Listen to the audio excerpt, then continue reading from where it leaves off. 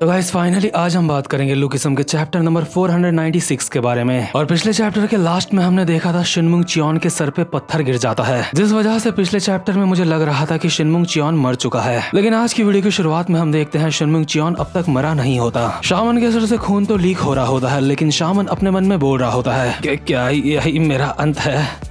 क्या इसी तरह से मेरा अंत लिखा था? साथ ही साथ में शामन को अपने जवानी के दिन याद आते हैं। हम देखते हैं जवानी के दिनों में शामन एक पेड़ के पीछे छुप के एक लड़की को देख रहा था, और आई थिंक ये जो लड़की होती है इसका जिन्मू जिन से कुछ ना कुछ तो लेना देना होगा। और जो लोग भूल गए हैं कि जिन्मू जिन कौन है तो उनको बता दो कि जिन्मू जिन विंजिन का फादर है। तो खैर अभी शामन धीरे धीरे करके मर रहा होता है और खुद से बोल रहा होता है, मैंने बहुत कुछ सोचा था लेकिन मैं मर रहा हूँ। इतने में ही तेजिन चियोन भागता हुआ शामन के पास आता है और कहता है, फादर नहीं, होश में आओ, मैं जल्दी से एम्बुलेंस को कॉल करता हूँ, आपको कुछ भी नहीं होगा, आप इस तरह से मुझे छोड़ के नहीं जा सकते। नहीं फादर नहीं। तेजिन की आंखों से आंसू निकल रहे होते हैं, लेकिन शामन मर चुका होता है। तेजिन रोते रोते बोल रहा होता है, आखिर ऐसा कैसे हो सकता है? अब चॉनलियोंग का क्या होगा? अगर मेरे डैड यहाँ नहीं रहे तो चॉनलियोंग का क्या होगा? सोचने वाली बात है। अगर फादर चॉनलियोंग में नहीं हुए तो यहाँ क्या होगा? और अब तक जो तेजिन रो रहा था, अचानक से उसके चेहरे में स्माइल आ जाती है, जिससे हम साफ साफ बोल सकते हैं कि तेजिन एक नंबर का हरामखोर है। तो खैर वहीं दूसरे सीन में हम देखते हैं हमारे शियोंगजी युग को, जो अब भी मरा नहीं होता, और ये चीज देख के मुझे काफी ज्यादा अच्छा लगा। शियोंगजी धीरे से अपनी आंख खोलता है और देखता है उसके स्टूडेंट्स उसके अगल बगल खड़े हैं। स्टूडेंट्स लोग शियोंगजी को कहते हैं, टीचर आपको होश आ गया? वो कमाल है, देखो टीचर को होश आ गया। सच में टीचर, हमें आपकी बहुत ज्यादा चिंता हो रही थी। पर शियोंगजी हल्का सा उठते हुए कहता है, आखिर तुम लोग कौन हो? मुझे कुछ भी याद नहीं है। ये बात सुन के सारे स्टूडेंट्स कहते हैं, टीचर क्या आपकी याददाश्त जा चुकी है? कम ऑन, हमारे साथ मजाक मत करो। शियोंगजी कहता है, हाँ मैं मजाक ही कर रहा हूँ। तभी एक लौंडा शियोंगजी को गले लगा लेता है और कहता है, टीचर हमें माफ कर दो, हमारी वजह से आपके साथ ये सब कुछ हुआ है। इस समय आपकी तबीयत ठीक नहीं लग रही है, इसलिए हम आपको कुछ भी काम करने नहीं देंगे। तभी शियोंगजी अपने हाथ की तरफ देखता है और हम देखते हैं जो उसकी छठी उंगली होती है उसको जैसे तैसे करके जुड़ा दिया गया होता है। ये चीज देख के शियोंगजी कहता है, अरे यार, मैं तो सोच रहा था मैं फाइनली एक नॉर्मल इंसान बन चुका हूँ, लेकिन लगता है मेरी किस्मत ही खराब है। तभी एक लौंडा कहता है, टीचर हमें आपको कुछ बताना है। शियोंगजी कहता है, हाँ बोलो, तुम्हें क्या बताना है? लौंडा कहता है, मैंने एक कहानी सुनी है। इसके बाद हम एक पुराना सीन देखते हैं जहाँ पे जिचैंग क्वैक इसी लौंडे को कुछ बोल रहा होता है। ये लौंडा बर्तन धोते हुए जिचैंग को कहता है, क्या तुम हमारे टीचर के बारे में हमें बताओगे? तुम हमें उनकी बीमारी के बारे में बताओगे? जिचैंग अभी मस्त करके फुल एटीट्यूड में बैठा हुआ होता है और कहता है, हाँ मुझे लगता है तुम्हें शियोंगजी युग की बीमारी के बारे में इतनी अच्छी तरह से नहीं पता है। उसे जो बीमारी है उसका नाम है PTSD, post traumatic stress disorder. तुम अगर उसके स्टूडेंट हो तो तुम्हें ये बात पता होनी चाहिए कि पहले किसी टाइम पे वो भी चाइल्ड गॉड की भेंट हुआ करता था, और गांव के लोग जिन नजरों से उसको देखा करते थे, जिस तरह से उसके साथ व्यवहार किया करते थे, उसी वजह से शियोंगजी युग के अंदर ये PTSD आया है। शियोंगजी पहाड़ों में रहता है, इसकी वजह भी PTSD ही है। वहीं यहीं बगल में हम देखते हैं टेसोमा और शियोकुडू वैंग खंबे ठोक रहे होते हैं जमीन में, और शियोकुडू अपने सर को बिल्कुल हथौड़े की तरह इस्तेमाल कर रहा होता है। इसी के साथ साथ जिचैंग अब भी उस लड़के से बोल रहा होता है, उसने पहाड़ों में रहना स्टार्ट करा क्योंकि जब वो बहुत सारे लोगों को फेस करता है, जब उसको अंदर से अच्छा फील नहीं होता तो उसको अजीब तरीके के दौरे पड़ते हैं, और जब ऐसा होता है तो वो अपना आपा खो देता है। शियोंगजी युग का PTSD एक स्पेशल तरीके का है। अगर शियोंगजी ने अपना आपा कभी भी खोया तो उसके अगल बगल के लोग मुसीबत में पड़ सकते हैं, क्योंकि जिस वक्त वो अपना आपा खोता है तो उस वक्त उसे याद नहीं होता कि उसने क्या किया है। ऐसी सिचुएशन में वो चीजों को तबाह कर सकता है, लोगों को नुकसान पहुंचा सकता है, और इसीलिए तुम लोगों को बहुत ज्यादा संभल के रहने की जरूरत है। अगर शियोंगजी कभी भी अपना आपा खोता है तो तुम सबके लिए बेहतर यही होगा कि तुम सबके सब शियोंगजी को अकेला छोड़ दो, क्योंकि अगर तुमने ऐसा नहीं करा तो तुम्हारे साथ कुछ भी हो सकता है। लेकिन सबसे ज्यादा अच्छी बात यह है कि शियोंगजी को अपनी इस हालत के बारे में पूरी तरह से पता है, और अगर वो जब कभी अपना कंट्रोल खोता है और तुम में से किसी को नुकसान पहुंचाता है तो उसका दोहरा खत्म होने के बाद उसको बहुत ज्यादा बुरा लगेगा, क्योंकि वो दिल से तुम्हें नुकसान पहुंचाना नहीं चाहेगा। इसलिए तुम लोगों को उसका अच्छी तरह से ध्यान रखना होगा। और जब जिचैंग इस लौंडे को ये सारी की सारी बातें बता रहा होता है, उस वक्त जैक्योन और गोंगशॉप जी अलग ही मस्ती कर रहे होते हैं। तो खैर सारे के सारे लौंडों में से सिर्फ इसी को ये बात पता चलती है जो कि जिचैंग ने ही इसको बताई थी, और इस लौंडे का नाम होता है जेवो पार्क। प्रेजेंट मोमेंट में जेवो शियोंगजी युग से कहता है, टीचर मैंने एक कहानी सुनी है। बट ये बात कहने के बाद जेवो बिल्कुल चुप हो जाता है। बाकी के स्टूडेंट्स जेवो को कहते हैं, जेवो आखिर क्या बात है, तू क्या बोलना चाहता है? तू अभी टीचर को कुछ बोलने वाला था, आखिर तू चुप क्यों हो गया? लेकिन जेवो अभी यहाँ पे किसी को भी कुछ नहीं बताता और कहता है, अरे नहीं कुछ नहीं, जाने दो। साथ ही साथ में जेवो अपने मन में बोल रहा होता है, टीचर को PTSD है, उनको सच में काफी ज्यादा परेशानी होती होगी। इसके बाद सीन शिफ्ट होता है और हम देखते हैं एक पुराने स्कूल का सीन। और आई थिंक ये वही स्कूल है जहाँ पे हमारा डैनियल जेम्स ली के बारे में कोई सुराग ढूंढने के लिए गया था। इसके बाद हम देखते हैं इस स्कूल की एक क्लास का सीन जहाँ पे चारों तरफ ट्रॉफीज ही ट्रॉफीज रखी हुई होती हैं और इन ट्रॉफीज के बीच में बैठा हुआ होता है जेम्स ली, जो कि अपने हाथ में अभी पट्टी बांध रहा होता है। और यार ये वाला जो सीन है ना, ये हमने पहले भी देखा है लेकिन दूसरे एंगल से देखा था। जेम्स अभी अपने हाथ में पट्टी बांधते बांधते शोंगजी को ही याद कर रहा होता है और अपने मन में कहता है, वो बंदा सच में काफी ज्यादा ताकतवर था। मैंने बिल्कुल भी नहीं सोचा था कि उसके जितना ताकतवर बंदा चॉनल्योंग में एग्जिस्ट करता है। इतने में ही जेम्स के पीछे से यहाँ पे आता है गन और कहता है, जरा देखो तो तेरी हालत बहुत ज्यादा खराब है। नहीं, या फिर ये बोलना चाहिए मुझे कि मुझे तेरे ऊपर दया आ रही है। तू वहाँ पे उन लोगों की स्किल्स टेस्ट करने के लिए गया था लेकिन खुद ही तू पिट के आ गया और ऊपर से जो तू रेड पेपर ढूंढने के लिए गया था तुझे वो भी नहीं मिला, है ना? सच में कितनी ज्यादा शर्मनाक बात है कि चार्ल्स चोई ने वहाँ पे तुझे भेजा। अगर चार्ल्स ने मुझे वहाँ पे भेजा होता तो मैं सब कुछ बहुत ही आराम से निपटा देता। सच में तू वहाँ पे जाके पिट के आया है, मुझे यकीन नहीं हो रहा है। क्या तू वही जेम्स ली है जिसने फिस्ट गैंग के लेजेंड गैब्रियोंग किम को मारा था? जेम्स अपनी जगह से उठता है और अपना कोट पहनते हुए कहता है, प्लीज तुम जो कुछ भी बोलते हो सोच समझ के बोला करो। तुम जिस फिस्ट गैंग के बारे में बात कर रहे हो वो केस अब भी अनसॉल्व है, उसके बारे में अब भी किसी को नहीं पता। और वैसे भी उस मॉन्स्टर को मैंने अकेले नहीं मारा था। तुम्हें बता दूं, अपने प्लान को आगे बढ़ाने से पहले ऐसा कुछ है जो हमें करने की जरूरत है। गन कहता है, क्या कुछ करने की जरूरत है? जेम्स कहता है, हाँ, सबसे पहले हमें फर्स्ट जनरेशन के किंग्स को निपटाना होगा। अगर वो सारे के सारे एक साथ मिल जाते हैं तो वो सारे के सारे बहुत ज्यादा खतरनाक हैं। गन कहता है, क्या तू अपनी ऐसी हालत के साथ उन्हें हराएगा? जेम्स कहता है, नहीं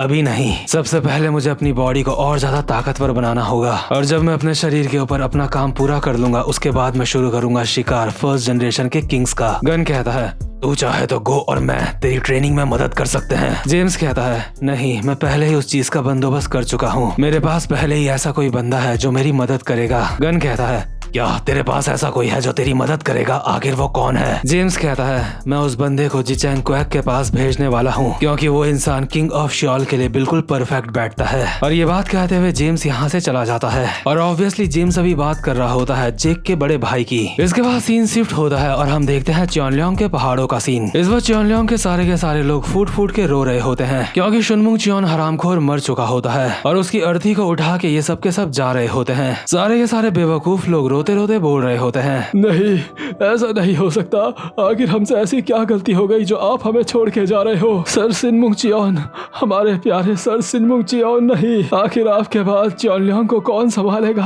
आखिर आपके बिना चॉनल्योंग का क्या होगा? लेकिन ये बात सुन के हमें काफी ज्यादा अच्छा लगा कि उनके आखिरी पलों में उनका बेटा उनके साथ था। तभी एक बंदा इन सारे के सारे गाँव वालों को कहता है, हम तुम्हारा दुख समझ सकते हैं लेकिन आप चुप हो जाओ, सर तेजिन चियोन कुछ कहना चाहते हैं। तो खैर सारे के सारे गधे चुप हो चुके होते हैं। इसके बाद तेजिन चियोन बोलना स्टार्ट करता है, आप सभी का बहुत बहुत शुक्रिया मेरे फादर को इतनी ज्यादा इज्जत देने के लिए। और ये बात बिल्कुल सच है, मरने से पहले मैं उनके साथ था। उस वक्त उन्होंने अपने दोनों हाथों से मेरा हाथ कस के पकड़ा और मुझे कहा, मेरे प्यारे तेजिन, मैं चॉनल्योंग को तुम्हारे हाथों में छोड़ता हूँ। और अभी तेजिन चियोन एकदम फर्स्ट क्लास की एक्टिंग कर रहा होता है। तेजिन की इतनी मस्त एक्टिंग देख के सारे के सारे गांव वाले बहुत ज्यादा इमोशनल हो जाते हैं क्योंकि उन्हें लग रहा होता है कि तेजिन सच में रो रहा है। सारे के सारे गांव वाले तेजिन को बोल रहे होते हैं, अगर सर शुनमुंग चियोन की यही मर्जी थी तो प्लीज हमारा ध्यान रखो। और तेजिन आसमान में देखता हुआ अपने मन में बोल रहा होता है, मैं अब यहाँ का राजा बन चुका हूँ और जो मेरा है उसको वापस लेने का वक्त आ चुका है। और इस बात से तेजिन का मतलब होता है सूजिन से, यानी कि वो सूजिन को वापस लेना चाहता है। तो खैर इसके बाद सीन शिफ्ट होता है और हम देखते हैं चार्ल्स चोई को। चार्ल्स अभी तेजिन चियोन के सामने बैठा हुआ होता है और कहता है, कांग्रेचुलेशन, तुम चॉनल्योंग के राजा बन चुके हो। तेजिन कहता है,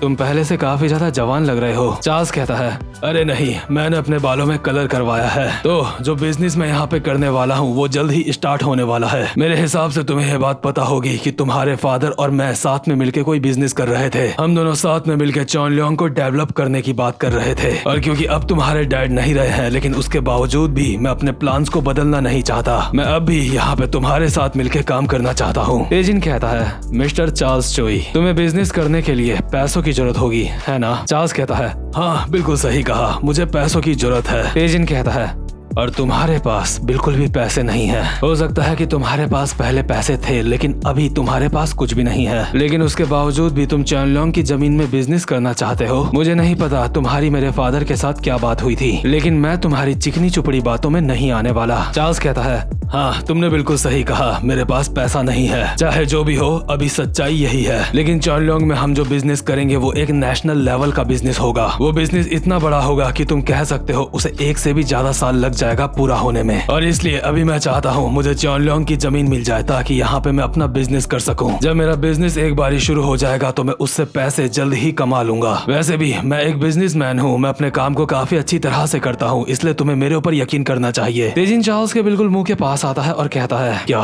तू अपनी 4 गैंग्स बना के उनसे पैसे कमाएगा? जब तेरा बंदा जेम्स ली श्योंगजी को ऑफर दे रहा था, उस वक्त मैं भी वहाँ पे था। तो उस लड़के जेम्स ली के साथ मिलके बिजनेस करना चाहता है, और मुझे लगता है उस लड़के का तेरे बिजनेस में काफी ज्यादा अहम रोल रहने वाला है। लेकिन आखिर तू ऐसे इंसान के ऊपर यकीन कैसे कर सकता है जो अपनी मर्जी से सारे के सारे फैसले करता है? अगर वो मॉन्स्टर तेरे खिलाफ चला गया तो क्या तू उसको कंट्रोल कर पाएगा? चार्ल्स हल्की सी स्माइल के साथ कहता है, तुम्हें उस बारे में चिंता करने की बिल्कुल भी जरूरत नहीं है। जेम्स ली कुछ भी नहीं है, वो बस मेरा पाला हुआ एक पालतू कुत्ता है। एक बार मुझे चैनलोंग की जमीन मिल जाए तो मैं उसके लिए पैसों का जुगाड़ भी जल्द ही कर दूंगा। जो मैं 4 गैंग्स बनाने वाला हूँ वो तो बस शुरुआत है पैसा कमाने की। एक बार वो 4 गैंग वाला काम बहुत ही अच्छी तरह से हो जाए, उसके बाद हमारे ऊपर पैसों की बारिश होगी। सुनने में सच में काफी ज्यादा अच्छा लगता है ना? तुम्हें समझ आ गया होगा अब तक, इसलिए मैं तुमसे कहना चाहता हूँ, चलो साथ में मिलकर काम करते हैं। मुझे लगता है हम दोनों साथ में मिलकर कमाल के पार्टनर्स बन सकते हैं। लेकिन तेजिन एक स्माइल के साथ कहता है, नहीं, मैं पहले ही चैनलोंग को अपना सब कुछ दे चुका हूँ, और मुझे इस बात से घंटा फर्क नहीं पड़ता कि तूने मेरे बाप के साथ क्या वादा किया था या मेरे बाप ने तेरे साथ क्या वादा किया था। सच बात तो यह है कि चैनलोंग को बदलाव की जरूरत नहीं है, इसलिए प्लीज तुम यहाँ से वापस जा सकते हो। तो खैर अभी चार्ल्स तेजिन के घर से बाहर आ चुका होता है, और आप लोगों को लग रहा होगा कि तेजिन ने इसके साथ काम करने से मना कर दिया तो इसलिए काफी ज्यादा नाराज होगा। बट बाहर आते ही हम देखते हैं चार्ल्स के चेहरे में एक हरामखोर वाली स्माइल, और इस स्माइल के साथ चार्ल्स खुद से बोल रहा होता है, उस नौसिखिए को रेड पेपर के बारे में नहीं पता।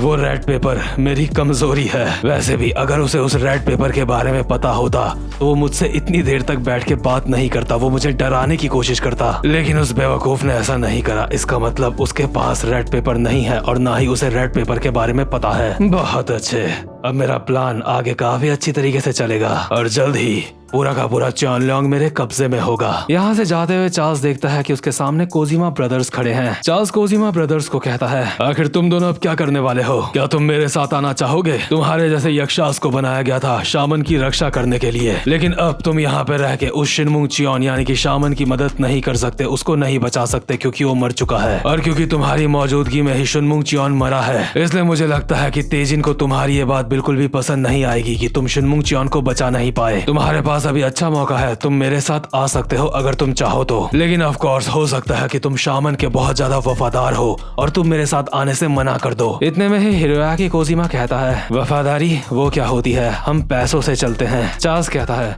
ये तो बहुत अच्छी बात है, लगता है हम एक दूसरे को काफी अच्छी तरह से समझेंगे, तो चलो यहाँ से चलते हैं। और ये दोनों बंदे भी चार्ल्स के साथ मिल जाते हैं। इसके बाद आता है वो सीन जिसका सबको काफी समय से इंतजार था। हम देखते हैं एक बंदा कच्ची मीट खा रहा होता है और उसके सामने बैठा हुआ होता है जिचैंग क्वैक, जो अपनी सिगरेट जलाते हुए बोलता है, मुझे समझ नहीं आ रहा है, मैंने सुना तो था कि लेजेंड के काफी सारे बच्चे हैं, लेकिन आज पहली बार मैं खुद अपनी आंखों से उनके किसी बच्चे को देख रहा हूँ। क्या तू यहाँ पे इसलिए आया है क्योंकि तू किंग ऑफ शियोल बनना चाहता है? गैब्रियोंग किम के बेटे गीटे किम, जेक के बड़े भाई गीटे किम ने अभी यहाँ पे जिचैंग के काफी सारे बंदों को मार के जमीन में लेटा रखा होता है और मीट खा रहा होता है। इसीलिए जिचैंग अपनी जगह से खड़ा उठता है और गीटे के पास आते हुए कहता है, आखिर तूने मेरे लोगों से पंगा क्यों लिया? लेकिन गीटे मीट खाते हुए कहता है, जिचैंग क्वैक है, जो मैंने सोचा था तू उससे बेहतर है। मुझे लगता है जितना मैंने सोचा था तू उससे ज्यादा टेस्टी होगा। तो फाइनली भाई लोग, इस बंदे का फेस रिवील हो चुका है और इस बंदे का फेस रिवील का इंतजार बहुत सारे लोगों को था। और क्योंकि अब ये बंदा सामने आ चुका है तो मुझे लगता है अब लुकिसम के काफी सारे राज खुलने वाले हैं। और साथ ही साथ मैं आप सबको एक और बात कहना चाहता हूँ, मैंने आप सबको जब भी अपने इंस्टाग्राम आईडी का लिंक दिया था तो वो मेरे पर्सनल आईडी का लिंक था। मैंने आपको उस वाली इंस्टाग्राम आईडी का लिंक कभी भी नहीं दिया जिस जिसमें कि मैं यूट्यूब से रिलेटेड कंटेंट डालता हूँ, जैसे कि लुकिसम की स्टोरीज वगैरह हो गई या फिर कुछ और स्टोरीज हो गई जो कि एनिमे से ही रिलेटेड है। बट उस वाली आईडी का लिंक मैं कमेंट बॉक्स में दे दूंगा, तो उस आईडी को जाके जरूर से फॉलो कर लेना, क्योंकि अगर मुझे कभी कोई बात कहनी हो तो मैं उस वाली आईडी में स्टोरी लगा सकता हूँ। तो गाइस अब मैं मिलता हूँ आपसे अपनी नेक्स्ट वीडियो में, तब तक के लिए गुड बाय।